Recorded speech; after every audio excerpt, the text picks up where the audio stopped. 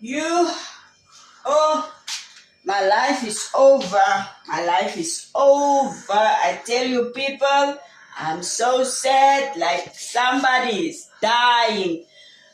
I was being scalped and scolded and being the baddest person, all for passing as how was I supposed to know? How was I supposed to know that this is a daddy's ashes? Why not write it in English? Why not write it in English? This woman, this madam, she knows Miriam is coming from that side where we don't speak Afrikaans. Oh, it's so sad. It's so sad. It feels like this is now my papa. How can you put a whole papa? A whole papa. And you know what? This madam's papa, he was a big man. He was a fat man.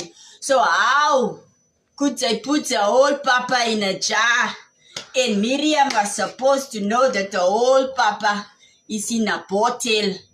Who's doing such stuff? These people is doing the strangest stuff. So now, people, you tell me, what must I do now? Where am I going to get this papa now? Can I go to another store, buy the papa? Or what? Because she was telling Miriam, you must see tomorrow, this afternoon when I come back from work, that my papa is back in the bottle. So if there's anybody out there, oh people, I need this job. So I need from this day, before this day is ending, then I must have the papa in the bottle. She said, otherwise I'll be going. I have to pack my stuff and I need to go. And I cannot go, It's in January still now. I need the job. Child is going to school tomorrow.